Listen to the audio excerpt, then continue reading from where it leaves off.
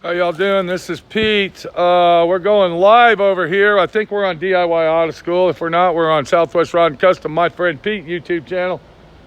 But we're over here in Dallas, and we are actually at the old school SWRC prison yard.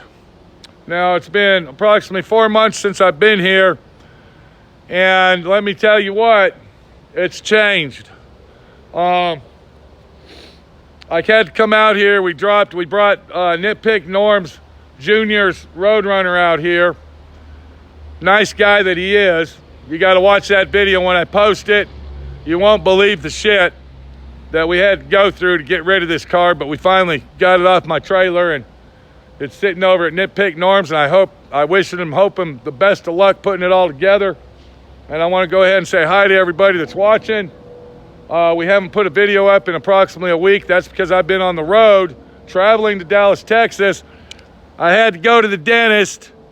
I went to the dentist to get this crown and this crown right here. And I walk into the dentist last Monday, and neither of the crowns, damn it, neither of the crowns fit. So he has to remake the damn crowns. And I have to stay here till Friday, and hopefully pray to God that the crowns will fit on Friday. Hopefully. Anybody that's been to the dentist, I hate dentists. I hate them. It's ridiculous. I've been to a lot of dentists all my life. We're not going to go through dentist action, but you don't want to go to the dentist if you don't have to. Trust me. These days, dentists are not dentists. Dentists are only machines that make money and charge you thousands of dollars to do what they're supposed to do, and they don't do, if you get my message. So I'm going to put that back. That's actually a tooth. I got an implant right there. I don't know if you can see it. Okay, there's an implant. I can't afford to get the tooth and the abutment. A lot of money. So we're going to have to stick with this for now. We'll get it. We'll get it done. But I want to show everybody. You know, we've been hollering, screaming about my paint booth in Moab, Utah, and I've come to the conclusion that I'm not going to use OSB board. That's not going to happen because I did my research, and it's actually cheaper if I use mini rib metal panel that's already painted. It's like $700 cheaper. So what I did is me and Minnie went out to my paint booth building, and we precisely measured all the pieces that we're going to need to cover all the walls, and this is what we came up with. Now, I ordered this about a week and a half ago, and since I was coming out to Dallas anyway, I went ahead and bought it and in Dallas, and I'm bringing it back. But if you look right here, you can see that we got some 2.5-inch 14 gauge. They're 16 feet long, and they were actually 24 feet long. I had them cut at 16. So we're going to actually drop the ceiling. If you look at my building right here, I don't know if you can see that, but you can see that's a 112 pitch. Okay, there it is. So right in the center there, from there to over here. Okay, that's a 112. Well, my little paint booth building is a 212 pitch. So it's actually 12 feet at the eaves. And then if you add 8 more feet, well, what is that? That's 12 plus 8, that's 20 feet in the center. So I'm going to drop the ceiling down to 11 feet, and then we're going to cover the whole inside of this. Of course, I'm going to insulate it, and we're going to use this, and that's enough. That's all the panels. It goes together like a puzzle. So we're getting there. Okay, we're getting our paint booth done, and we're getting there. But I can't go back until my teeth are done. Now, when I go to the dentist on Friday, and if these crowns are not ready or done, I am going to tell him I want a refund. I'm going to go ahead. I mean, I can't get mad at the guy because the guy's really, really nice. He's an awesome dentist. But I think the people that he's got making these crowns are doing a crap-ass job.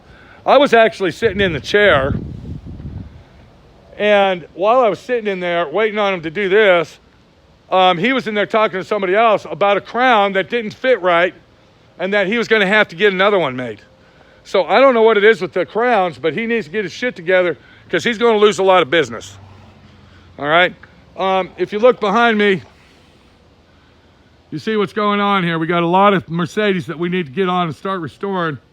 I believe the next Mercedes that we're going to restore is this dog right here, the 300 SE. That's a very rare car, fuel injection.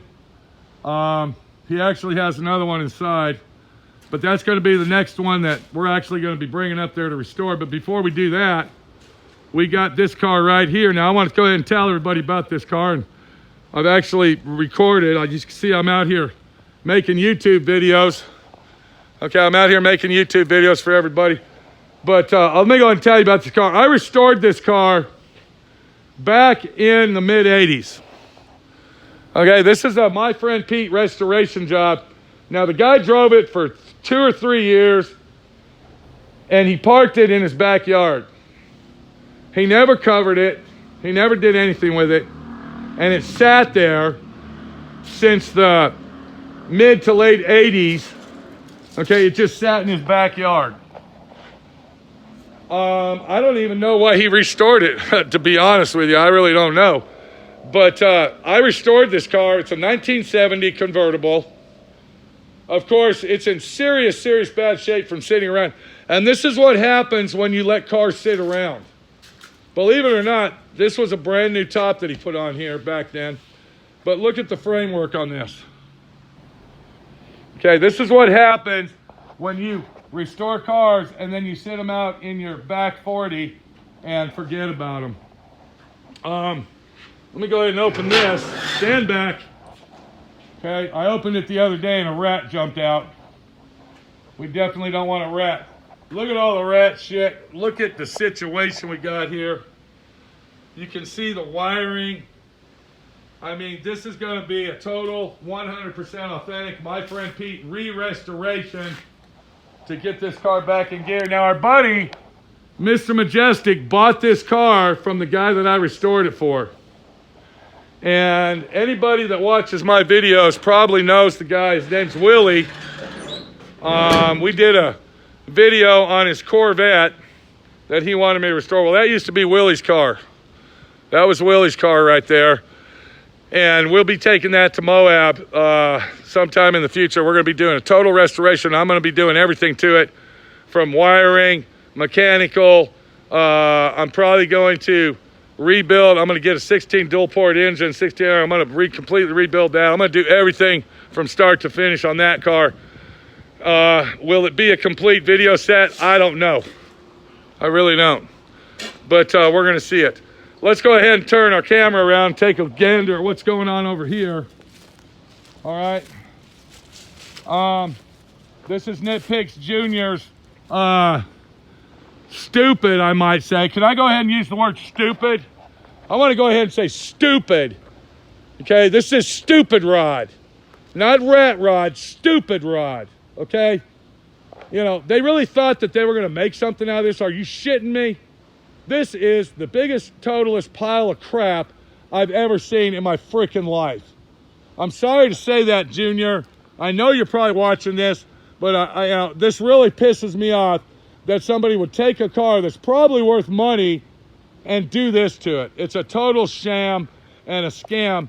That's an insult to the hot rod world right here. This is just, you know, what has he got in this thing? He's got this stupid truck engine that he got out of a used truck. Okay, and I mean, let's go ahead and take a gander at this thing. It doesn't even fit in here. The damn motor won't even fit in here. Look at it. This is a mess. It's a joke. Okay, looky here. What's this? Look at this. Are you serious? Are you shitting me? Are you fucking joking me, dude? It's a joke. It's a fucking, this is a Larry. This is a lawnmower Larry sham is what this is. The only difference is it's not under the fucking shade tree. Okay, it's under this trailer right here. Well, I guess it is under. It's under Junior's shade tree. Okay, just can't believe this. It's just really amazing. We'll go ahead and cover that up since that tarp is doing a lot of good. As we walk around, we see the infamous shade tree. This is where this is Larry's little hideout. This was his angle. This was his home right here. This was Shade Tree Mechanic Larry guy. We used to call him, what did we call him? Scrap Iron Larry, Beaver Tooth Larry, I believe. What else do we have? We had Lawnmower Larry, Jeep Guy Larry. This is it. This was the place right here. So we're kind of doing a little reminiscing, a little walking around, a venture, okay? Of old times gone bad. Or should I say gone good for me. That I'm out of here. So we're walking way back here. And, it's just not home anymore, guys. It's just not. Here's the Mercedes. We went all the way to Wyoming to get that. That was to be our parts car. We bought this car specifically for a parts car to restore the blue one, and then I get it back here and Les says, "Are you serious? Are you shitting me? I am not fucking cutting that car up. I'm going to restore it." So, okay, great. That's nice of you to do that, buddy. Here's another situation of our buddy Norm. Let's go ahead and turn around. He's got this one going. What's this? What do we got over here? Nitpick Junior and Nitpick Norm to the rescue. All right, what do we got? We got a convertible Plymouth here. Okay, that looks like he better do something about it or the engine's going to get waterlogged. But I'm not even going. I don't want to look at it. I really don't even want to look at this thing. All right, it's I don't know what their angle is here. This one actually looks pretty nice. This is actually a really clean car. I don't know. Can you see that? Okay, there we go. I'm sorry. I'm trying to use the camera the best I can. Okay, guys, give me a break here. But there's another Nitpick story right there. I don't know where these guys find these cars. I really, really don't. But they know how to get down deep and, get into the cavity and really, really find them. But I think he said that he's keeping this one. I think they said they're going to get this running and keep it. That's a convertible, by the way. Probably worth money. And then, of course, we walk over here, and this is Norm's Roadrunner. It's got the police interceptor in it. Very fast.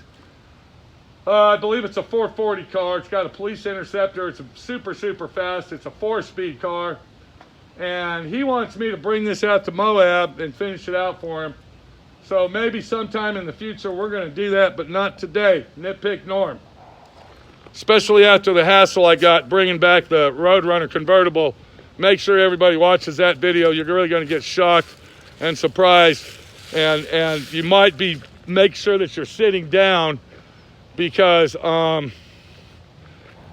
you might faint when you see what actually happened when I delivered that. And I'm not going to tell anybody what happened. So just make sure you're sitting down when you watch that video. So Mr. Majestic has now taken over the ranch. This is not my ranch anymore, but the main reason I walked over here, I wanted to show you this Volkswagen. This is another Volkswagen I restored back in the 80s for a guy. And the guy passed away, and the wife called me. And she said, "Do you know anybody that will buy Mike's car?" And I said, "The only person I know that'll buy that car is my buddy, Mr. Majestic." So he actually bought the car. Now this one runs and drives. He actually put I think an 1835 in it. Let's go ahead and look at that engine. It's nothing fancy. But this one actually runs and drives. That's an 1835 cc with a Weber carburetor, and it runs really, really good. And when he bought it, it didn't have an engine at all. But I restored this car back in the 80s. And you can basically tell, I mean, that's an 80s paint job if you ever seen one before. That's an 80s Volkswagen Bug paint job right there. That is acrylic enamel. That's actually old school Del Star acrylic enamel that I painted that car with. And yeah, so we'll eventually restore this car. You know, now we're getting into the situation that says, hey, I'm getting old. You know, I'm getting old. How many cars can I actually restore before I say, I'm fucking quitting, I'm tired and I'm retiring? How many more can I do? Here's a Mercedes I restored for our buddy, Mr. Majestic. I did that one approximately, I don't know, probably 5-6 years ago. Now, when I say restored, I'm talking paint and body work. I completely overhauled it, and this is an overall paint job. And then what he did, look at what's going on in here. I don't know, it's starting to get dark, but I want to show you. This is, okay, look at the quality of this restoration. Brand new everything. And yeah, look at the wood grain. And so this is a beautiful car. And this is a 100% authentic restored, brand new restored car right here. But yeah, that's my paint job 5 years ago, and it still looks good. This is basically the last job I did over here at the ranch. This was a major collision job that Mr. Majestic had, and we went ahead and completely rebuilt the car. Front end of it. I'm sure some of you guys probably seen videos on it where many of the body shop girls cussing me out and treating me like shit. All because I, you know, don't know what I did that day, but yeah. So it was just one of them situations. Thank you very much, Nitpick Jr. I just want to say that one more time. Thank you. Thank you for ruining my day, sir. So, back to reality here. Our paint booth, okay, our Moab paint booth is looking better every day. Now, I won't be able to actually finish it when I get there because this is taking, you know, I'm pinching pennies here to get all this stuff. So now I got to save my money up so I can buy the insulation that I got to put in there. And I still got to buy some wiring and some other stuff. But I got the main setup right here, and I'm glad I did that. So we'll take that to Moab. It'll sit on the trailer probably for a couple, 2 or 3 months. And when I get enough money to get all the insulation, then hopefully we'll be able to finish it out. So we just did kind of a little simulation of a walkthrough. We went back in time with my friend Pete. We had a good time doing it. We looked at the 1970 Volkswagen that I restored back in the early 80s. I believe that was 82s when I did that. So I was 21 or 22 years old. No, that was 83, 84, I'm sorry. That was 84, I restored that car. Wow. Time fucking flies, people. Let me tell you something about time. If you want to do something in life, and you're sitting on your ass saying, I wish I could do this, I wish I could do that, why me, why can't I do this? Get off your fucking ass and do it. There's no excuse for it. If you want to do something, you're the only one that can do it. I am 100%, okay, what do we call that? 100% authentication. I'm the guy that's showing you, you can do it. Okay, you can do it. I'm a prime example. Hold on a minute. They better not throw my GTO rack away. If that fucking GTO rack gets thrown away, I'm going to be pissed off. Okay, do you see that thing with the wheels on it? Do you see that? That's a specific rack for a A-body, GM A-body. I need that, bitch.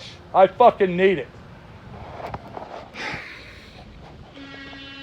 So when I come back, I'll go ahead and load that up. We'll be taking that to Moab with us. Anyway, yeah, we did a little reminiscing. We walked around. We looked at stuff, you know. We had our shits and grins and our giggles, and we laughed about it.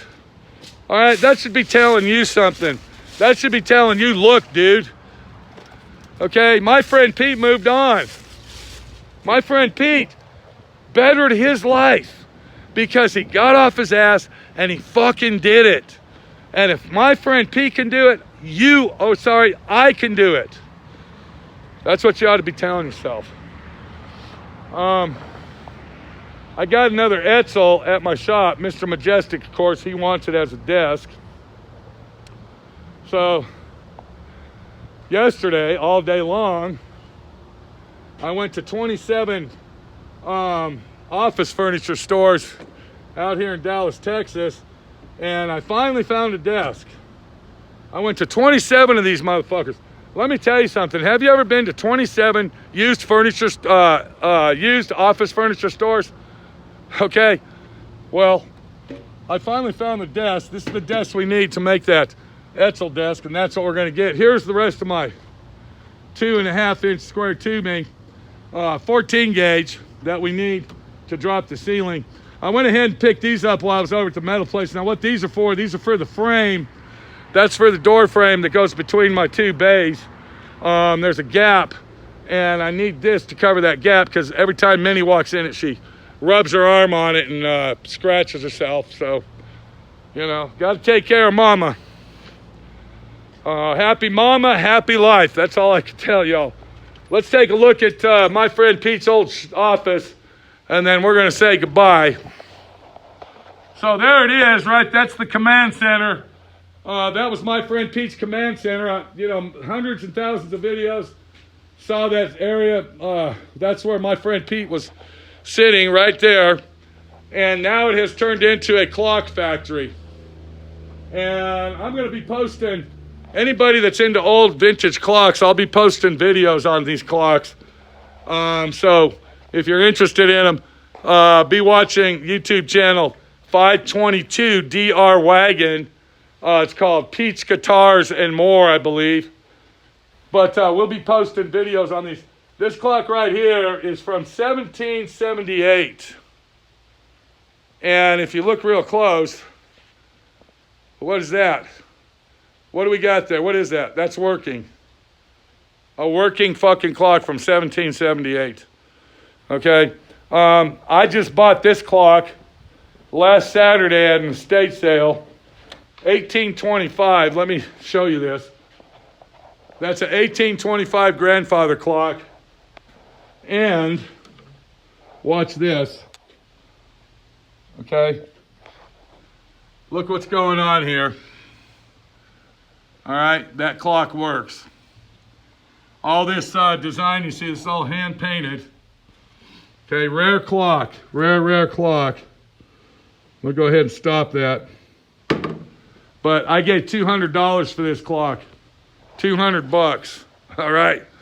I'm telling you, that was a fucking killer deal right there. So anyway, I'm in here working on toying around. I'm kind of bored. I got to wait till Friday. I was working on this clock here, but I can't seem to get the mechanism working properly. It'll work for like 5 or 10 minutes and it stops. I went ahead and oiled it up, and it doesn't seem like that did the trick, so I don't know. This one here, let me tell you a little story on this one, even though I made a video of it. You might not watch the video. This sat in a hoarder house for over 40 years before they opened the doors to sell stuff.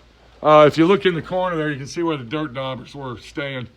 So this clock here is probably from the early 1900s. And the reason it doesn't have the face on it is because the face is right here. So we'll be putting the face back on it. But when you work on these old clocks, you got to take the face off, and it really, really sucks. This clock right here, I'm going to tell you a little story on this one. He gave $300 for this little clock. He said this one's very rare and worth a lot of money. He was winding it up, and the spring stopper broke on the clock. So the spring stopper broke. To fix that clock, okay, and we're talking any of these clocks that you're looking at here, any of these clocks, minimum $400. And they can go up to $800 to $1,000. So if you don't know what you're looking for, or you don't think that you know anything about these clocks, stay the fuck away from them unless you got money to burn. Because I'm telling you, these clocks, they're beautiful, and I love them, and I got like 10 or 12 of them myself, but they are very expensive to restore. This is Pete. I'm over here at my old ranch, my prison yard. I'll be here till Friday, latest Saturday. I'm heading back to Moab. I wanted to do some live videos while I was on the road, but I just didn't have time. So hopefully we're going to have time when I stop at the truck stop. We're going to do some truck stop live videos. I know that there's people out there that like those. So we're going to try to do some of those rest area live videos. I like doing those. It's pretty cool because it's real late at night and we get to, kind of get personal and we talk about situations.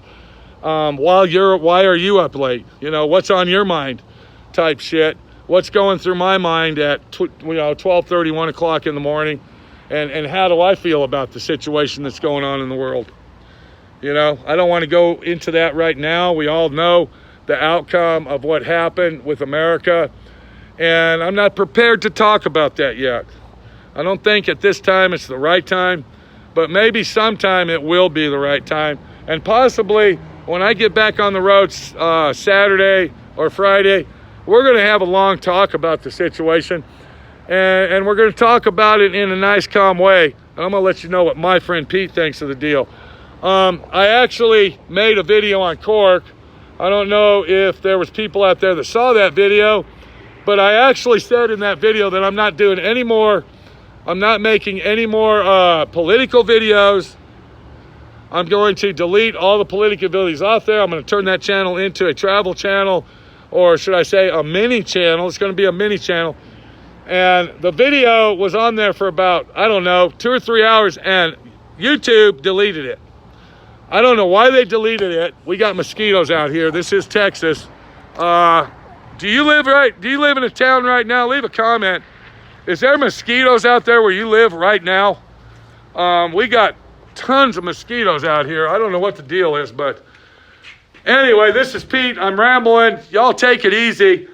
And let me say it one more time before I go. If you want to do something in life, get off your fucking ass and do it. Okay? Enough of this fucking whining and crying, and I wish this and I wish that, and I can't do because I got this and I have to do that first. No, you don't. You get up and you fucking do it. You don't let anything get in your way, and you keep on fucking moving forward. We'll see you later. Take it easy. Shake a hand. Make a friend. And I'll see you on Friday, Saturday night at the rest area. It's going to be late. It's going to be about 12 o'clock, 12:31, maybe somewhere in that area. I hope you're out there. We're going to talk about a lot of shit. We're going to see what's going down in my friend Pete's world. We're going to ask what's going on in your world. And my world says, I bettered myself, bitch. What about you? Take it easy. We'll see you later.